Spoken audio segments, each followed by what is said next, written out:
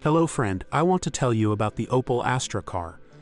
Engines and gearboxes. The Astra K initially used a modified range of engines from its predecessor, with the petrol 1.4 turbo at the forefront, and the 1.6 CDTI diesel engine, also known from other models. The only engine that was used directly from its predecessor without any changes was the 136 horsepower diesel version marked B16DTH, combined with a manual or 6-speed automatic. The remaining units, despite their huge similarities, are not entirely the same. For example, the 1.4 turbo engine marked DIT has direct injection, which was only available in the 1.6 engine in the Astra J. The only petrol engine with indirect injection is the naturally aspirated 1.4 with 100 HP offered in the 2015 to 2018 model years. In 2019, all four-cylinder petrol engines, 1.4 and 1.6, were discontinued, replaced by new three-cylinder ones. The basic petrol was the 1.2 turbo. There was also a new 1.4 turbo variant with 145 HP paired with a CVT automatic transmission. In the diesel range, from 2019, only the new 1.5D engine remained, also three-cylinder. Most engines were paired with the iconic 6-speed manual M32 gearbox. The exceptions are the 1.2 turbo with the M22 gearbox and the 1.0 turbo with the F17 gearbox. Opel also used automatics in several variants. An automated manual gearbox, Easytronic, was used for the 1.0 turbo. For larger petrol units with power from 150 hydrogen phosphide, a 6-speed classic automatic with a converter was used, or in the 1.4, 145 hydrogen phosphide variant from 2019, a CVT gearbox, quite good according to people who used it.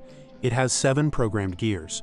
In the diesel range, the automatic was only available for the 1.6 unit with 136 HP until 2019, or the 1.5 with 122 HP. In the latter version, however, it was a new generation 9-speed automatic, working the best of all. Which engine to choose? Let's start with petrol engines, among which a big change was brought by 2019. From that moment on, no units other than the 3-cylinder 1.2 turbo and 1.4 turbo were offered. The choice between them is made easier, because if we care about the best possible dynamics or an automatic, there is only 1.4. This is a young engine, but also rare, so it is difficult to write anything sensible about it at the moment. It is similar with the 1.2 turbo engine, which only in the most powerful version of 145 HP matches the performance of the 1.4. These engines growl and work relatively loudly, but they burn little fuel. It should be remembered that this is not the 1.2 PureTech engine from Peugeot.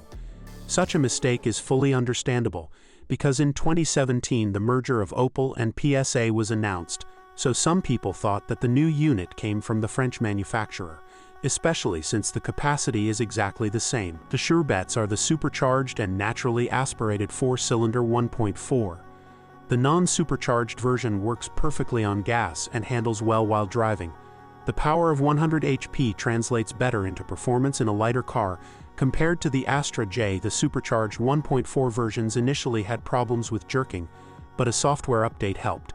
There are no problems with turbochargers and manifolds, as was the case with the older 1.4 turbo.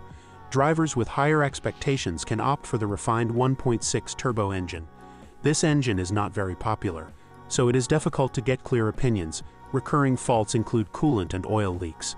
A big advantage of these engines, like the 1.4, is the chain drive timing, which remains durable for now. When choosing a pre-2019 petrol, I would recommend a sensible 1.4 turbo, preferably with 150 HP. It is dynamic and economical. It handles both manual and automatic transmissions efficiently. Moving on to diesels, there's not much choice here either the pre-facelift 1.6 or the facelift 1.5. I'll point out right away that not much is known about the 1.5, but the lack of information about faults should be treated as a good omen. As for the 1.6 CDTI, opinions are extreme. This engine ruined one's life because its complicated design and unstable timing can drive you crazy and devastate your budget. Replacing the timing drive chain, which is on the gearbox side, is particularly problematic. Additionally, the unit, like oil, has major problems with exhaust gas cleaning, and the injectors are very sensitive to fuel quality. Other drivers who have not had major problems can only praise the 1.6 CDTI engine because it works very softly, quietly, is dynamic and economical. A good combination is the 136 horsepower version with automatic.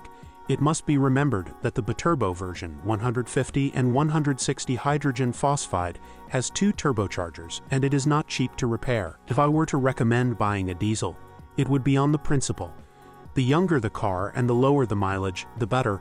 I would risk choosing the 1.5 diesel unit due to the potential refinement of this design. Unfortunately, I am concerned about the very advanced lean NOx technology system for cleaning exhaust fumes from nitrogen oxides with a special catalytic converter combined with the classic SCR system. Typical faults.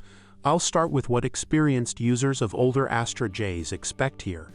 It's about the M32 gearbox, 6-speed manual, which in older cars generated problems and costs. In the Astra K, there are cases of difficult gear changes and noisy bearings. But for now, it cannot be said that it is as unstable a gearbox as before. A fairly common failure is the failure of the central slave cylinder. For now, the other areas of the car are more concerning. One of them is the security system package, which requires the front camera to be calibrated from time to time. Users complain about LED headlights that don't work. However, before you spend a lot of money, it's worth visiting a service that repairs such lamps. It's also a good idea to check how much a new headlight costs at an authorized service center. Users also have problems with parking sensors and the multimedia system, which doesn't work very quickly. The last drawback of the Astra K is the durability of the suspension. There are often knocks in the front which are caused by worn shock absorbers. On the rear axle, almost identical to the Astra J, the shock absorbers and springs are mounted separately. A relatively expensive element is the triple silent block connecting the transverse rods, which must be replaced when knocks are heard from the rear. In the front, we have classic McPherson struts with a single lower wishbone, in which the bushings and pins can be replaced. Thanks for listening to me. Don't forget to subscribe to the channel and rate my video.